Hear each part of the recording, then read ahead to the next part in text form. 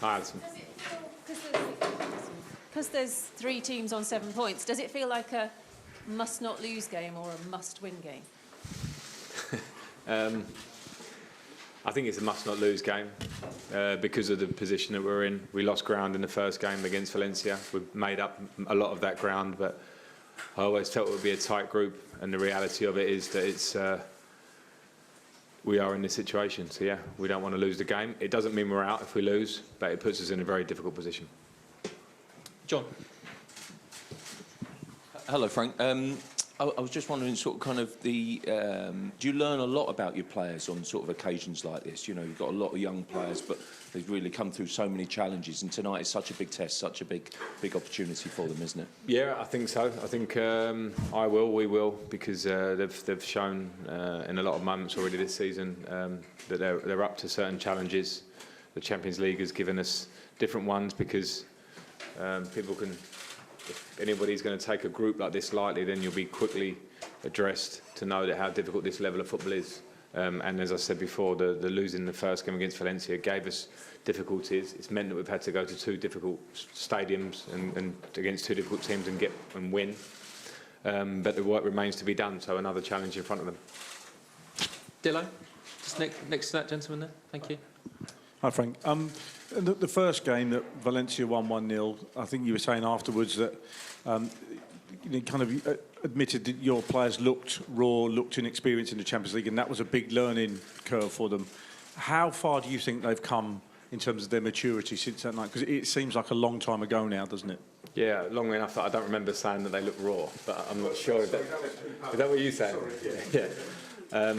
No, I don't think it was a fact of them being raw. I think in the team we've got, whether they're young or not, I think we have quality in this team to take on a lot of teams in Europe. What happened on the night, I felt like we were the better team. We conceded a goal, which I think my major feeling after the first game was the lesson that will always be there, whether you're an 18-year-old or 32, is that in the Champions League, if you sleep for one moment, you can lose a game at this level. And that was a lesson in the first game. Since then, of course, we've shown moments where we've gone to Lille and gone to Ajax and got results in very tough places. And we'll need to take every bit of concentration, every bit of focus into this game, because the rules always remain the same, particularly when you travel in the Champions League, particularly when you come to a stadium like this, which is a fantastic stadium to play football, but can be a very difficult one when you're the opposition coming here.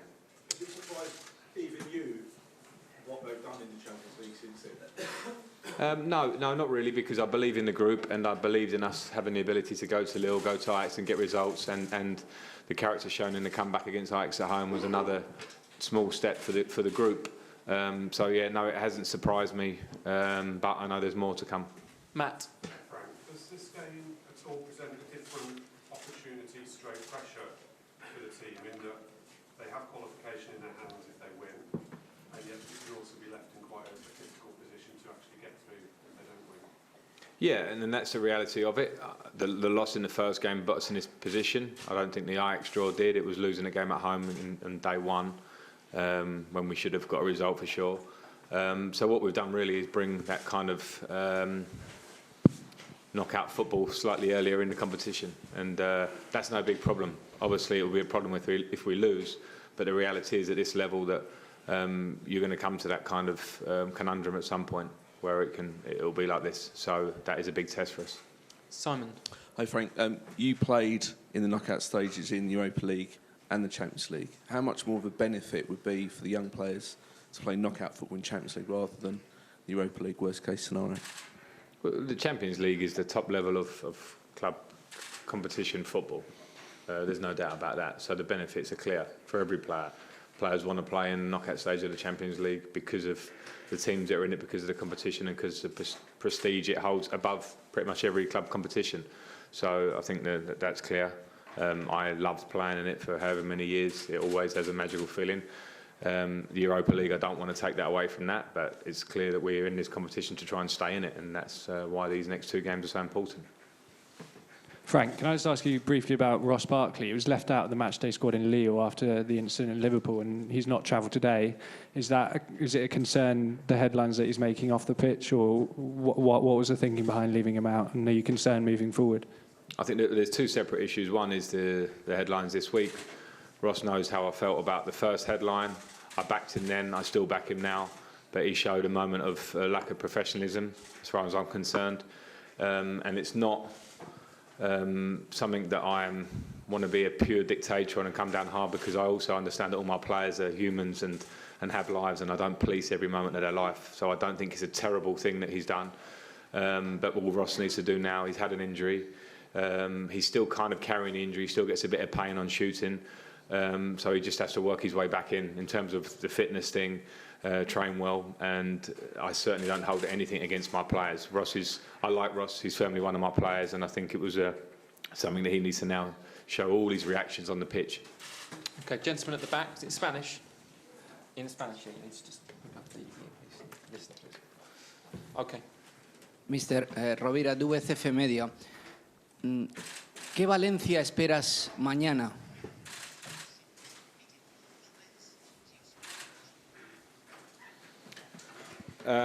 I've watched a lot of Valencia's matches, not just in the Champions League, but in La Liga, and we have the experience of playing against them. So I expect a very organised team.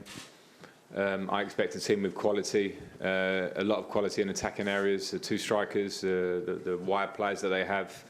And my feeling is that, having played at this stadium, that it's not just a team, but it's the support and the atmosphere. And when they come together and they're playing well and the atmosphere is strong, it's a difficult game for everybody. So I expect a difficult match. James? Frank, after the game on Saturday, you said about moments in boxes being the decisive factor. Do you think that's going to be the same tomorrow night? I think it's always the same. I think it's always the same because at Manchester City, you talked about a particularly high-level game of two teams going at each other. So the moments in the box are always going to be the things that can tip those games. And every game in the Champions League, pretty much at this level, can be decided in that way. There can be a battle in midfield. They can be tight. They can be difficult. But you have to be clinical in both boxes as a rule of football, and particularly at games when there's so much at stake and when the opposition or the match is tight. Okay, last question, Jacob. Frank, Tammy's done so well this season, but if there's maybe just one slight criticism, it's that he's perhaps not quite done it in some of those big games. He's not perhaps scored in those big games. Is that a concern for you, and is tomorrow night perhaps a chance for him to show he can do that?